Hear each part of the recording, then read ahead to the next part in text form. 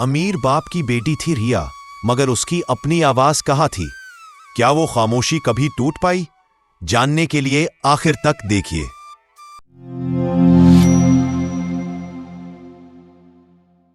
गनीपुर एक ऐसा गांव था जो मानो धरती पर बसा कोई स्वर्ग हो, जहां हर दिल हंसता था और हर आत्मा चैन पाती थी। उस गांव में एक सेठ था। दिल उसका इतना बड़ा कि हर दुखियारे के लिए दरवाजा खुला, और मन इतना कोमल कि दूसरों का दर्द खुद के ऊपर ले ले। लेकिन सेठ की पत्नी सुमति कभी मां नहीं बन सकी। ये अधूरापन उसके चेहरे की मुस्कान के पीछे धीरे धीरे सिसकता रहा। फिर एक दिन उन्होंने एक नन्ही सी बच्ची को गोद लिया, जिसको रिया नाम दिया। शायद किस्मत को कुछ और ही मंजूर था। एक हादसे ने रिया की आवाज छीन ली, और अब रिया बड़ी हो चुकी थी।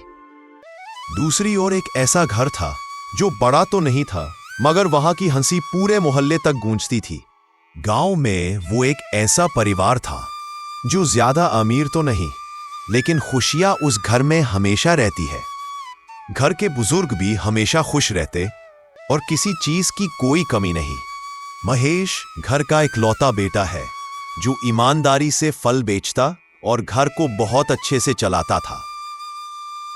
ऐसी ही एक सुबह थी जब सूरज तो रोज की तरह निकला, लेकिन किस्मत कुछ अलग ही इरादा लेकर आई थी। सेठ बैठक के कोने में चुपचाप बैठा था, चेहरा उदासियों से ढका हुआ। सेठ की पत्नी ने जैसे ही उसे यूं खोया देखा, उसके कदम अपने आप उस ओर बढ़ने लगे। क्या हुआ जी? कुछ परेशान लग रहे हो? सब ठीक तो है? क्या बात है जी जो आपको अंदर ही अंदर खा रहा है? कुछ नहीं, बस यही सोच रहा हूं कि अब बिटिया बड़ी हो गई, कल को उसके हाथ पीले करने होंगे। पर दिल बार बार यही सवाल करता है, कौन करेगा एक गूंगी से ब्याह? यही सोच सोच के सीने में कुछ भारी सा लगता है।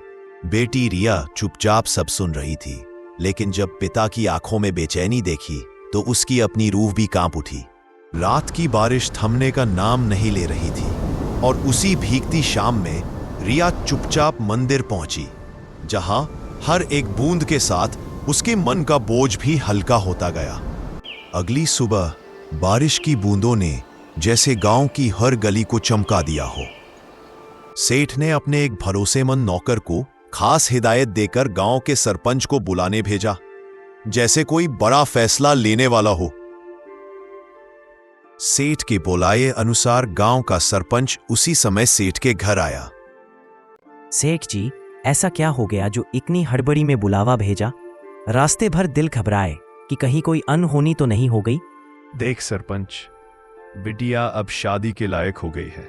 मैं चाहता हूं कि उसका रिश्ता इसी गांव में किसी अच्छे लड़के से तय हो जाए। तू गांव का सरपंच है, इसलिए सोचा तुझसे सलाह ले लूं। तेरी नजर में कोई ठीक ठाक लड़का हो तो बता। सरपंच ने कुछ देर बहुत गंभीर से सोचा और अगले ही पल कहने लगा, लड़का तो है महेश, बहुत अच्छा और ईमानदार, लेकिन गरीब है। अगर आप उसकी गरीबी ना देखें तो बेटी रिया को वहां प्यार और अपनेपन की कमी नहीं होगी। सेठ ने इस बार ठान ही लिया था, चाहे कुछ भी हो जाए वो महेश के घर जाकर ही दम लेगा।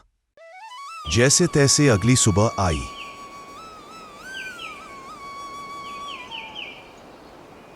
अचानक से सेठ ने महेश के घर के दरवाजे पर दस्तक दी, जैसे किस्मत खुद चलकर उसके आंगन में आ पहुंची। देखिए, मेरी एक बेटी है जो बोल नहीं सकती। मैंने गांव के सरपंच से बात की, उन्होंने आपकी तारीफ की और बताया कि आप अच्छे लोग हैं। अगर आपको कोई एतराज ना हो तो क्या आप अपनी बेटे का रिश्ता मेरी बेटी से करने के बारे में सोच सकते हैं? जो भी आपका फैसला हो, बस मुझे बता दीजिएगा। महेश के माँ बाप ने खुशी खुशी इस रिश्ते के लिए मान लिया। कहानी जैसे फिल्म बन गई। देखते ही देखते रिया और महेश की शादी हो गई, और फिर दिन ऐसे बीते जैसे हर सुबह एक नई शुरुआत हो। यह बात गांव में आग की तरह फैल गई कि महेश ने उस गूंगी लड़की से ब्याह रचा लिया, और गांव के लोग तरह तरह की बातें बनाने लगे। चलो अच्छा है कि गूंगी है, कम से कम एक तो ऐसी मिलेगी जो हर बार बात नहीं काटेगी, वरना तो बीवी लोग रिमोट से तेज होती हैं। लेकिन रिया महेश के घर जैसे सुकून की सांस ले रही थी, मानो बरसों बाद किसी ने उसकी खामोशी को सुना हो। सास के साथ मिलकर रसोई में काम करना, आंगन में हंसना, बातें करना, सब कुछ जैसे एक नई शुरुआत जैसा लग रहा था। लेकिन एक ऐसी सुबह जिसने रिया की जिंदगी को पूरी तरह से बदल दिया हो। रिया घर के बाहर चौखट पर बैठी बार बार गली की ओर देख रही थी, जैसे अपनी सास के लौटने की आहट का बेसब्री से इंतजार कर रही हो। उसी वक्त एक भूखा भिखारी चुपचाप रिया के पास आकर खाने की आस से खड़ा हो गया। अरे बेटी, कुछ खाने को मिलेगा? मैं बहुत दिन से भूखा हूँ। रिया ने भिखारी की बात सुनी और फिर थोड़ा मुस्कुराई। कुछ ही देर में रिया भिखारी के लिए पेट भर खाना लेकर आई और भिखारी ने बड़े चाव से खाना खाया। क्या हुआ बेटी, तू कुछ बोली नहीं अब तक? क्या कुछ समस्या है?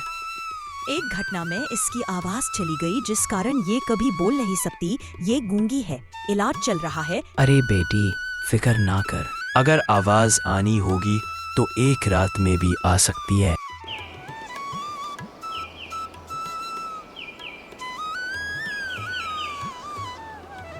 एक सुबह रिया रसोई में खाना बना रही थी और उसकी सास आंगन में बिस्तर पर आराम कर रही थी। तभी ना जाने क्या हुआ, रिया अचानक पेट पकड़कर बैठी। दर्द इतना था कि उसकी आवाज पूरे घर में गूंजने लगी। सास घबराकर दौड़ी, रिया को आंगन में ले आई और बिस्तर पर लिटा दिया। तभी उन्होंने तुरंत डॉक्टर को बुलाया।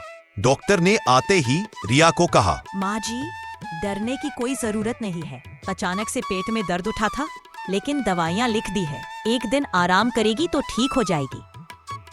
जैसे ही रिया की आवाज घर में गूंजी, ऐसा लगा जैसे बरसों बाद सूना घर बोल उठा हो। माँ बाप की आंखें भर आई और चेहरों पर मुस्कान थी। ये खुशखबरी सेठ ने पूरे मोहल्ले में फैला दी और हवेली में एक शानदार दावत रखी, जहां हर कोना खुशियों से जगमगा उठा।